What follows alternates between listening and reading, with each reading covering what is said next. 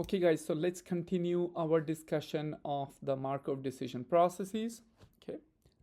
In the past videos, we have already covered what is the model, what are we talking about in the Markov decision process. We also have an example, the toy problem, which is called the grid world.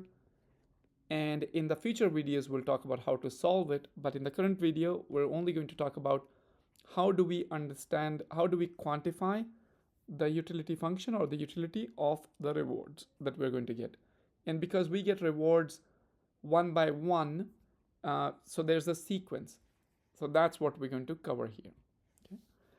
So the idea here is what should be the preferences of the agent over the reward sequences.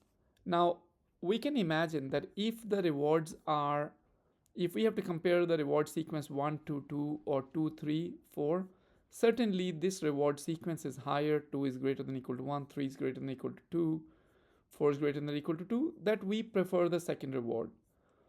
Similarly, one can argue that if your reward sequence is 0, 0, 1 or 1, 0, 0, then maybe you prefer the earlier reward over the later reward anyway, so you prefer this one.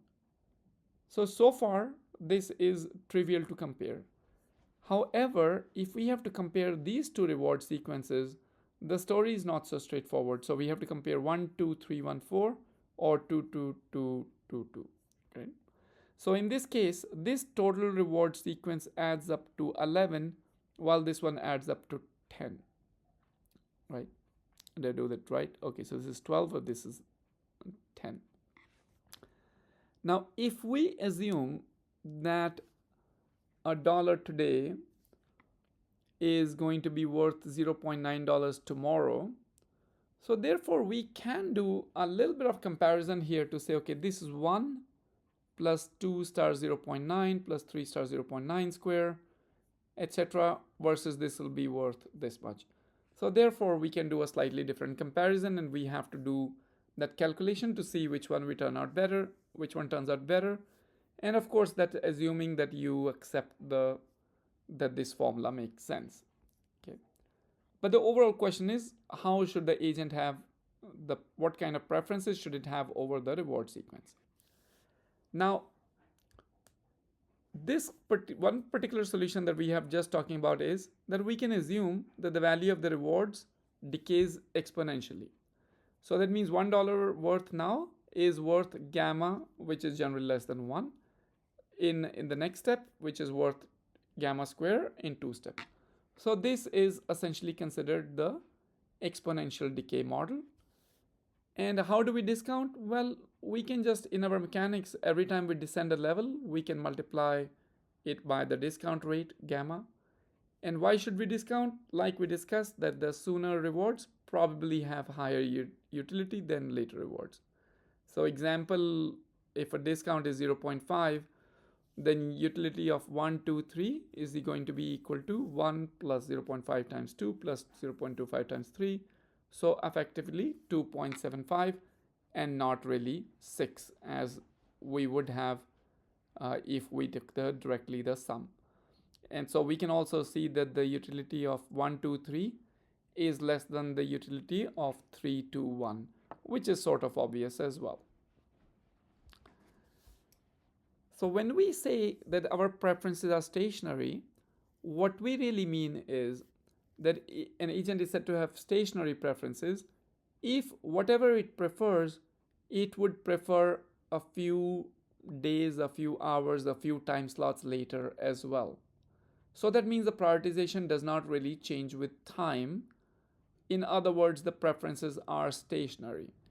Mathematically, we write this as that if you prefer a sequence A1, A2, A3 over B1, B2, B3, then you will also prefer R A1, A2, A3 over R B1, B2, B3.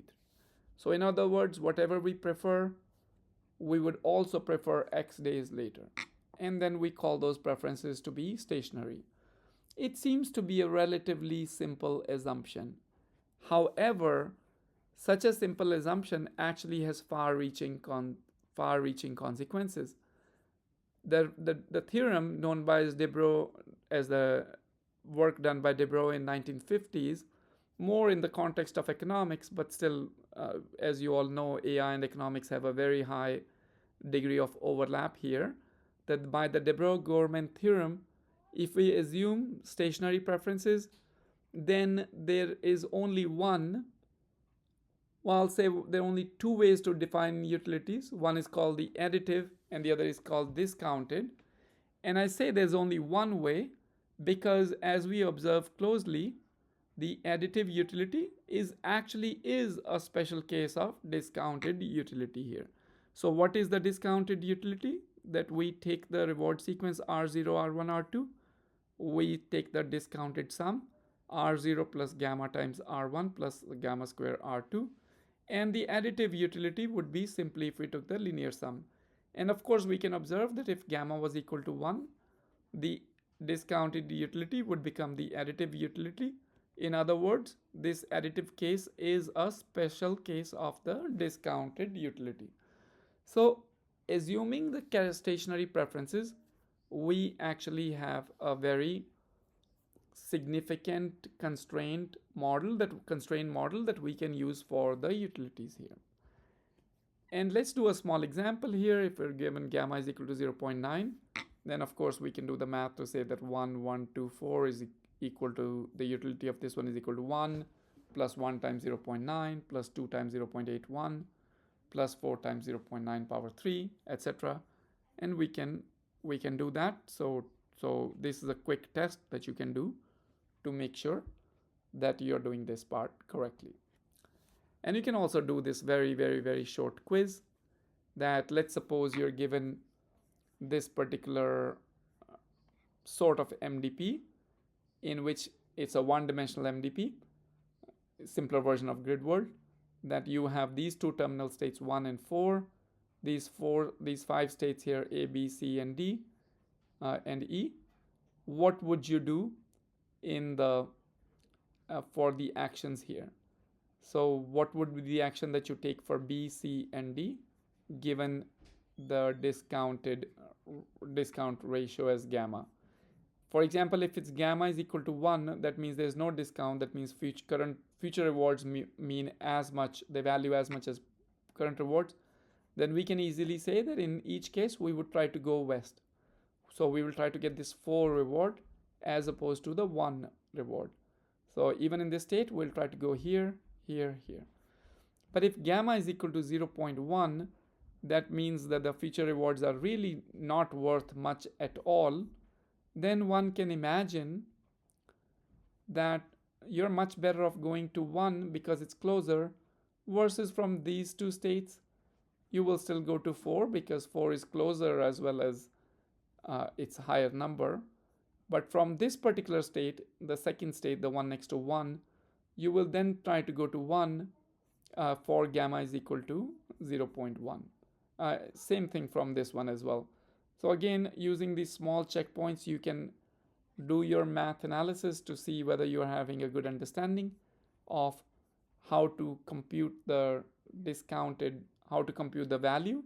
So you can make sure that you have the right understanding of from each state what action would we take here. Okay, so that's all we have in this particular short video, but we'll continue our discussion and talk about the optimal quantity, the V star values, the Q star values, and then we'll also understand how to solve it even faster by using some kind of a policy iteration. So watch out for those videos as well.